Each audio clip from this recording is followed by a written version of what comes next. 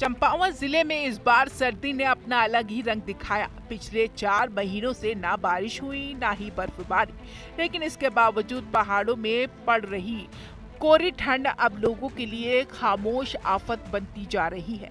खासतौर पर जिले के पर्वतीय इलाकों में ये ठंड बुजुर्गों और मासूम बच्चों के लिए गंभीर मुसीबत साबित हो रही है। ठंड का असर इतना तेज है कि रोजाना बड़ी संख्या में बीमार मरीज इलाज के लिए अस्पतालों का रुख कर रहे हैं।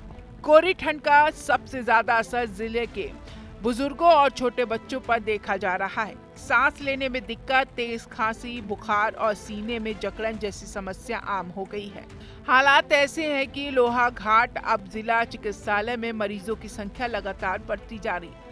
अस्पताल के वार्डों में बुजुर्गों और बच्चों की भीड़ है और कई बुजुर्गों को सांस की परेशानी के चलते कृत्रिम ऑक्सीजन पर रखा गया है। डॉक्टरों के मुताबिक बारिश और बर्फबारी न होने की वजह से वातावरण में नमी की कमी है, जिससे ठंड ज्यादा तीखी महसूस की जा रही है। यही कारण है कि कोरी ठंड सीधे शरीर को प्रभावित कर रही है और लोगों की रोग प्रतिरोधक क्षमता कमजोर पड़ रही है। खासकर ऊंचाई वाले क्षेत्रों में रहने वाले बुजुर्ग इस ठंड को झेल नहीं पा रहे हैं। आजकल की जैसा कि लोहाघाट में शाम का टेम्परेचर तो बहुत ही कम हो जा रहा है और बारिश भी इस साल नहीं हुई है, तो जिस कारण से कि बच्चों में कॉमन कोल्ड और निमोनिया के खतरे बहुत ज़्यादा बढ़ गए हैं।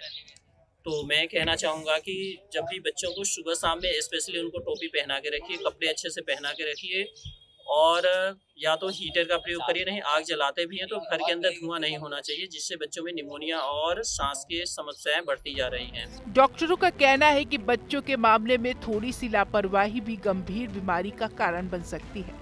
ठंड के चलते कई बच्चे निमोनिया की चपेट में आ रहे हैं, जिन्हें समय पर अस्पताल लाना बेहद जरूरी है। चिकित्सकों ने अभिभावकों से अपील की है कि बच्चों को गर्म कपड़े पहनाएं, ठंडे फर्श से बचाएं और पोषण युक्त आहार पर विशेष ध्यान दें। अभी जैसे सर्दी बहुत ज़्यादा हो रही है, उसी वजह से जो हमारे बुजुर्ग लोग हैं उनकी थोड़ी तबीयत खराब होने के आसार ज़्यादा रहते हैं, उनकी थोड़ी नाजुक रहती है वो, और बच्चे ये थोड़ा नाजुक माने जाते हैं।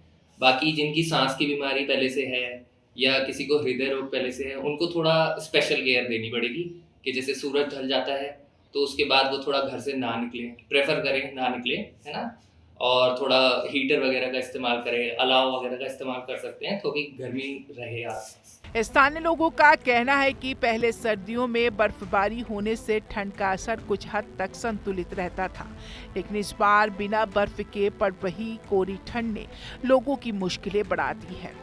ग्रामीण इलाकों में रहने वाले लोग खासतौर पर ज्यादा प्रभावित हैं, जहां स्वास्थ्य सुविधाएं सीमित हैं। फिलहाल जिला प्रशासन स्वास्थ्य विभाग की टीमें लगातार नजर बनाए हुए हैं। अस्पतालों में दवाइयों, ऑक्सीजन की पर्याप्त व्यवस्था की गई है। डॉक्टर लगातार लोगों से अपील कर रहे हैं कि ठंड को हल्के में न लें और किसी भी तरह की परेशानी होने पर तुरंत नजदीकी अस्पताल में संपर्क करें।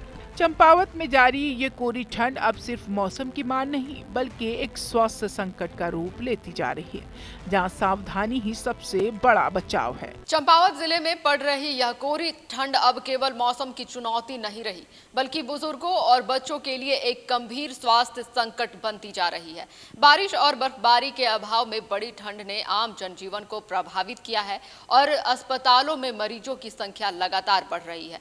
डॉक्टरों की सलाह साफ है कि इस मौसम में लापरवाही जानलेवा हो सकती है। ऐसे में जरूरी है कि लोग सतर्क रहें, बुजुर्गों और बच्चों की विशेष देखभाल करें और किसी भी तरह के लक्षण दिखने पर तुरंत चिकित्सकीय मदद लें। सावधानी, सतर्कता और समय पर इलाज ही इस कोरी ठंड से बचाव का सबसे बड़ा हथियार है।